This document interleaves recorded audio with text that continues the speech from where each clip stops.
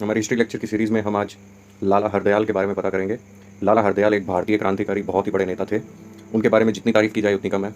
तो लाला हरदयाल के बारे में हमारा थोड़ा सा डिस्क्रिप्शन, क्योंकि आजकल के नौजवानों को इनके बारे में कुछ खास पता नहीं है, तो मैं अपने लेक्चर के माध्यम से बताना चाहता हूँ कि उनका संघर्ष किस प्रकार रहा।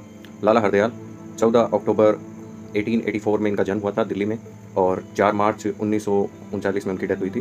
भारतीय स्वतंत्रता संग्राम के अग्रणी क्रांतिकारी थे, जिन्होंने विदेश में रहने वाले भारतीयों को देश की आज़ादी की लड़ाई में योगदान के लिए प्रेरित एवं प्रोत्साहित किया। इसके लिए उन्होंने अमेरिका में जाकर गदर पार्टी की स्थापना की। वहाँ उन्होंने प्रवासी भारतीयों के बीच देशभक्ति की भावना जागृत की। काकोरी कांड का ऐतिहासिक फैसला आने के बाद मई सन 1927 में लाला हरदयाल को भारत आने का प्रयास किया गया, किंतु ब्रिटिश सरकार ने अनुमति नहीं दी। तो भारत में आने का इन्होंने कई बार प्रयास किया, पर ब्रिटिश सरकार ने अनुमति नहीं दी, तो वे भारत नहीं आ सके। इसके बाद सन 1937 में पुनः प्रयास करने पर अनुमति भी मिली, परंतु भारत लौटते हुए रास्ते में 4 मार्च 1939 को अमेरिका के महानगर फिलाडेल्फिया में उनकी रहस्यमय मृत्यु हो गई। मतलब उनको दिया तो गया, उनको मौका तो दिया गया, लेकिन परमिशन तो मिली, पर वो आए तो बीच में उनकी डेथ हो गई थी। उनके सरल जीवन और बौद्धिक कौशल में प्रथम विश्व युद्ध के समय ब्रिटिश साम्राज्यवाद के विरुद्ध लड़ने के लिए कनाडा और अमेरिका में रहने वाले कई प्रवासी भारतीयों को उन्होंने प्रेरित किया था। ये एक पिक्चर है लाला हरदयाल की। ये रही लाला हरदयाल। लाला हरदयाल MA PhD इनकी डिग्री थी, और काफ़ी रेयर फोटो है ये। अब आगे देखते हैं इनके बारे में। जन्म इनका हुआ था, लाला हरदयाल इनका नेम था। 24 अक्टूबर 1884 में इनका जन्म हुआ था। मोहल्ला चीरा खाना, चांदनी चौक, दिल्ली, ब्रिटिश इंडिया में था। दिल्ली में हुआ था इनका जन्म, चांदनी चौक में। मृत्यु इनकी हुई थी 4 मार्च 1939 को फिलाडेल्फिया, पेंसिल्वेनिया, अमेरिका में। गुरु और शिक्षक थे इनके लाला लाजपत राय। इनका भी नाम के आगे लाला लगता था, लाला हरदयाल। किताब और सम्मान MA मास्टर ऑफ लेटर्स। साहित्य कृति इनके thoughts on education, hints for self culture, glimpses of the world religion and the Bodhisattva doctrines in Buddhist Sanskrit literature, ये इनकी पुस्तक थी। और भी बहुत सारी हम नाम देखेंगे आगे। धर्म इनका था हिंदू, और दर्शन इनका था वसुदेव कुटुंबकम। ये वसुदेव कुटुंबकम के सिद्धांत पर कार्य करते थे। जीवन वृत्तांत के बारे में भी थोड़ा हम देख लेते हैं, इनका जीवन वृत्तांत क्या था। तो जीवन वृत्तांत देखते हैं। लाला हरदयाल का जन्म दिल्ली में गुरुद्वारा शीशगंज के पीछे स्थित चीराखाना मोहल्ले में एक कायस्थ परिवार में हुआ। उनकी माता भोली रानी ने तुलसीकृत रामचरितमानस एवं वीर पूजा के पाठ को पढ़ा कर उदात्त भावना और शक्ति एवं सौंदर्य बुद्धि का संचार किया। उर्दू तथा फारसी के पंडित पिता गौरी दयाल माथुर, यानी कि पिता का नाम गौरी दयाल माथुर था, माता का नाम भोली रानी था। दिल्ली के जिला न्यायालय के रीडर थे। उन्होंने अपने बेटे को विद्यासिनी बना दिया। 27 वर्ष की आयु में सुंदर रानी नाम की अत्यंत रूप सी कन्या से इनका विवाह हुआ। 2 वर्ष के बाद दोनों को एक पुत्र की प्राप्ति हुई, किंतु कुछ दिनों के बाद ही इनकी मृत्यु हो गई इसकी। सन 1908 में उनकी दूसरी संतान पुत्री पैदा हुई। लाला लाजपत राय बहुत ही कम उम्र में आर्य समाज से प्रभावित हो चुके थे। आर्य समाज का तो हर एक पे प्रभाव पड़ा ही था। ये लाला हरदयाल की, युवा लाला हरदयाल की एक फ़ोटो है, और आगे देखते हैं इनके बारे में। लाला हरदयाल की आरंभिक शिक्षा कैम्ब्रिज मिशन स्कूल में हुई। उसके बाद सेंट स्टीफन कॉलेज दिल्ली से संस्कृत में स्नातक किया। तत्पश्चात पंजाब विश्वविद्यालय लाहौर से संस्कृत में MA किया। इस परीक्षा में उन्हें इतने अंक प्राप्त हुए थे कि सरकार की ओर से 200 पाउंड की छात्रवृत्ति दी गई। तो अंक उनको अच्छे मिले, तो 200 पाउंड की छात्रवृत्ति। हरदयाल जी उस छात्रवृत्ति के सहारे आगे पढ़ने के लिए लंदन चले गए। सन 1905 में ऑक्सफोर्ड विश्वविद्यालय में प्रवेश लिया। वहाँ उन्होंने 2 छात्रवृत्तियाँ प्राप्त की। हरदयाल जी की यह विशेषता थी कि वे एक समय में 5 कार्य एक साथ कर लेते थे। 12 घंटे का नोटिस देकर उनके सहपाठी मित्र इनसे शेक्सपियर का कोई भी नाटक मुफ्त ज़बानी सुन लिया करते थे।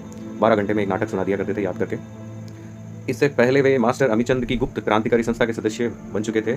उन दिनों लंदन में श्यामजी कृष्ण वर्मा भी रहते थे, जिन्होंने देशभक्ति का प्रचार करने के लिए इंडिया हाउस की स्थापना की थी। बिल्कुल इंडिया हाउस। इस इतिहास के अध्ययन के परिणाम स्वरूप अंग्रेजी शिक्षा पद्धति को पाप समझकर 1908-7 में बाढ़ में जाए ICS कहकर उन्होंने ऑक्सफोर्ड विश्वविद्यालय तत्काल छोड़ दिया और लंदन में देशभक्त समाज स्थापित कर असहयोग आंदोलन का प्रचार करने लगे, जिसका विचार गांधी जी ने को काफ़ी देर बाद सन 1920 में आया। मतलब इन्होंने पहले ही प्रचार करने लगे, गांधी जी तो बाद में आए थे।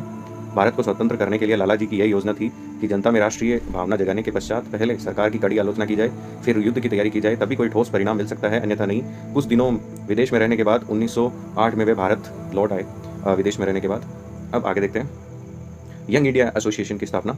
ये इंडिया हाउस है जहाँ लाला जी के प्रवास के समय कुछ दिन रहे थे। इंडिया हाउस लंदन में आज भी है, ये श्यामजी कृष्ण वर्मा द्वारा स्थापित। बात उन दिनों की है जब लाहौर में युवाओं के मनोरंजन के लिए एक ही क्लब हुआ करता था, जिसका नाम young man Christian association YMCA। उस समय लाला हरदयाल लाहौर में MA कर रहे थे। संयोग से उनके क्लब के सचिव से किसी बात को लेकर उनकी तीखी बहस हो गई। लाला ने आव देखा न ताव तुरंत ही YMCA समानांतर यंग मैन इंडिया एसोसिएशन की स्थापना कर डाली। लाला जी के कॉलेज में मोहम्मद अल्लामा इकबाल भी प्रोफेसर थे, जो कि दर्शन शास्त्र पढ़ाते थे।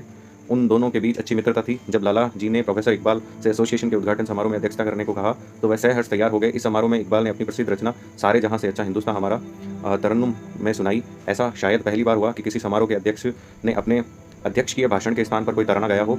इस छोटी लेकिन जोश भरी रचना को श्रोताओं पर इतना गहरा प्रभाव हुआ कि इकबाल को समारोह के आरंभ और समापन दोनों ही अवसरों पर गीत सुनाना पड़ा। तो ये मतलब इन्होंने खुद भी एक एसोसिएशन बनाई थी जिसका नाम था India young man India association, ये बस याद रखने की बात है। भारत आगमन, भारत लौटकर सबसे पहले पूना जाकर वे लोकमान्य बाल गंगाधर तिलक से मिले। उसके बाद वे फिर न जाने क्या हुआ, उन्होंने पटियाला पहुंचकर गौतम बुद्ध के समान संन्यास ले लिया। शिष्य मंडली के साथ सम्मुख लगातार 3 सप्ताह तक संसार में क्रांतिकारी के जीवन का विमोचन किया। तत्पश्चात लाहौर में अंग्रेजी दैनिक अखबार पंजाबी का संपादन करने लगे। लाला जी के आलस्य, त्याग, अहंकार शून्यता, सरलता, विद्वत्ता, भाषा पर आधिपत्य, बुद्धिपरकता, राष्ट्रभक्ति का ओज तथा पर दुख में संवेदनशीलता जैसे असाधारण गुणों के कारण कोई भी व्यक्ति एक बार उनका दर्शन करते ही मुग्ध हो जाता था। वे अपने भी निजी पत्र हिंदी में लिखते थे, किंतु दक्षिण भारत के भक्तों को सदैव संस्कृत में उत्तर देते थे। लाला जी बहुधा यह बात कहा करते थे कि अंग्रेजी शिक्षा पद्धति से राष्ट्रीय चरित्र तो नष्ट होता ही है, राष्ट्रीय जीवन का स्रोत भी विषाक्त हो जाता है। अंग्रेज ईसाइयत के प्रचार द्वारा हमारे दासत्व को स्थायी बना रहे हैं, वो धीरे धीरे। और भी है इसमें। पुनः विदेश गमन, ये एक पिक्चर है वंदे मातरम जो है, अगस्त में मदन लाल डींगरा की फोटो है यहाँ पे। तो अगस्त 1909 का वंदे मातरम पत्रिका पेरिस में प्रकाशित हुआ संस्करण है, मदन लाल डींगरा की फोटो है इस पर। 1908 में फिर सरकारी दमन चक्र चला। लाला जी ने आग्नेय प्रवचनों के परिणाम स्वरूप विद्यार्थी कॉलेज छोड़ने लगे और सरकारी कर्मचारी अपनी अपनी नौकरियां। वह भी सरकार ने उन्हें गिरफ्तार करने की योजना बनाने में जुट गई। लाला लाजपत राय के परामर्श पर सिरोधार्य आप फौरन पेरिस चले गए और वहीं रहकर जेनेवा निकलने वाले मासिक पत्रिका वंदे मातरम का संपादन करने लगे। गोपाल कृष्ण गोखले जैसे मॉडरेटरों आलोचकों को अपने लेखों से खुल कर किया करते थे। हुतात्मा मदन लाल डींगरा के संबंध में उन्होंने एक लेख लिखा, इस वीर अमर वीर के शब्दों एवं कृत्यों पर शतकों तक विचार किया जाएगा, जो मृत्यु से नववधू के समान प्यार करता था। मदन लाल डींगरा ने फांसी से पूर्व कहा था, मेरे राष्ट्र का अपमान परमात्मा का अपमान है और यह अपमान मैं कभी बर्दाश्त नहीं कर सकता था, अतः मैं जो कुछ कर सकता था वही मैंने किया, मुझे अपने किए पर जरा भी पश्चाताप नहीं है। मदन लाल डींगरा के अंतिम वचन थे फांसी पर चढ़ते समय। लाला हरदयाल ने पेरिस को अपना प्रचार केंद्र बनाना चाहा, किंतु वहां उसके रहने के खाने के प्रबंध प्रवासी भारतीय देशभक्त न कर सके। विवश होकर सन 1910 से पहले अल्जीरिया गए, बाद में एकांतवास हेतु एक अन्य स्थान खोज लिया। लारमानिक द्वीप जाकर महात्मा बुद्ध के समान तप करने लगे, परंतु वहां भी अधिक दिनों तक नहीं रह सके। भाई परमानंद के अनुरोध पर हिंदू संस्कृति प्राचार्य था अमेरिका चले गए। तत्पश्चात होनोलुलु समुद्र तट पर एक गुफा में रहकर आदि शंकराचार्य, कांट, हिंगल, कार्ल मार्क्स आदि का अध्ययन करने लगे। भाई परमानंद के कहने पर उन्होंने कैलिफोर्निया विश्वविद्यालय में हिंदू दर्शन के कई व्याख्यान दिए। अमेरिकी बुद्धिजीवी उन्हें हिंदू संत, ऋषि और स्वतंत्र सेनानी कहा करते थे। 1912 में स्टैनफोर्ड विश्वविद्यालय में हिंदू दर्शन तथा संस्कृत में ऑनररी प्रोफेसर नियुक्त हुए और वहीं रहकर उन्होंने गदर पत्रिका निकालनी प्रारंभ की। पत्रिका को अपना रंग दिखाना प्रारंभ किया और जर्मनी और इंग्लैंड में भयंकर युद्ध छिड़ गया। लाला जी ने विदेश में रहकर रह रहे सिखों को स्वदेश लौटने के लिए प्रेरित किया।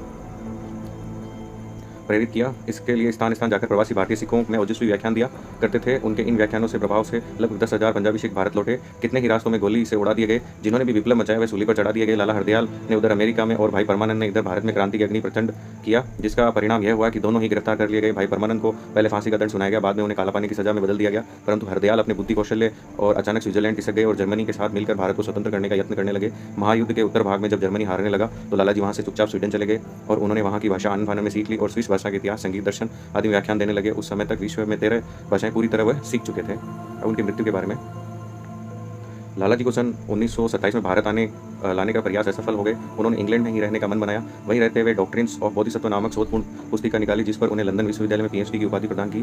बाद में लंदन में ही उनकी कालजयी कृति hints for the self culture छपी, जिसे पढ़िए तो आपको लगेगा कि लाला हरदयाल की विद्वता थी। अंतिम पुस्तक 12 religion and the modern life, उन्होंने मानवता के विशेष बल दिया। मानवता को अपना धर्म मानकर उन्होंने लंदन में ही आधुनिक संस्कृति संस्था स्थापित की। तत्कालीन ब्रिटिश भारत सरकार में उन्हें 1937 में हिंदुस्तान लौटने की अनुमति दे दी। अनुमति मिलने पर उन्होंने स्वदेश लौटकर जीवन में देशोत्थान करने का निश्चय किया। हिंदुस्तान के लोग इस बात पर बहस करते थे कि लाला जी स्वदेश आएंगे भी या नहीं, किंतु इस देश का दुर्भाग्य से लाला जी के शरीर अवस्थित इस महान आत्मा ने फिलाडेल्फिया में 4 मार्च 1937 को अपने उस शरीर को स्वयं ही त्याग दिया। लाला जी जीवित रहते हुए भारत नहीं लौट सके। उनकी अकस्मात मृत्यु से सभी देशभक्तों को असमंजस में डाल दिया। तरह तरह की अटकलें लगने लगी, परंतु बचपन से ही मित्र लाला हनुमंत सहाय जब तक जीवित रहे बराबर यही कहते रहे कि हरदयाल की मृत्यु स्वाभाविक नहीं थी, उन्हें विष देकर मारा गया है ताकि वे भारत में कुछ प्रचार न कर सके। कृतियां इनकी बहुत सारी थी। लाला हरदयाल गंभीर आदर्शवादी भारतीय स्वतंत्रता के निर्भीक समर्थक, ओजस्वी वक्ता, लब्धि प्रविष्टि लेखक थे। वे हिंदू और बौद्ध धर्म के प्रकांड पंडित थे। उनके जैसा अद्भुत स्मरण शक्ति धारक व्यक्तित्व विश्व में कोई विरल ही हुआ होगा। वे उदाहरण देते समय कभी ग्रंथ नहीं पलटते, बल्कि अपनी विलक्षण स्मृति के आधार पर सीधा लिख दिया करते थे। वे अंश अमुक पुस्तक में अमुक पृष्ठ पर लिया गया है। यहाँ उनकी रचनाओं के कुछ प्रकार दिए हुए हैं। थॉट्स ऑन एजुकेशन, अलग अलग रचनाएं हैं, याद रखनी जरूरी है। युगांतर, सर्कुलर, राजद्रोही, प्रतिबंधित साहित्य, गदर, ऐलान जंग का, social conquest of the Hindu race, writings on Hardayal, 40 for the months in the Germany and the Turkey, स्वाधीन विचार, लाला हरदयाल जी की स्वाधीन विचार, अमृतविश, hints for the self culture, 12 religion and the modern life, glimpses of the world religion, Bodhisattva doctrine और व्यक्तित्व विकास, संघर्ष एवं सफलता। इस प्रकार हमारा ये लाला हरदयाल को ट्रिब्यूट किया हुआ लेक्चर समाप्त होता है। आई होप आपको ये पसंद आया होगा। इसी के साथ धन्यवाद।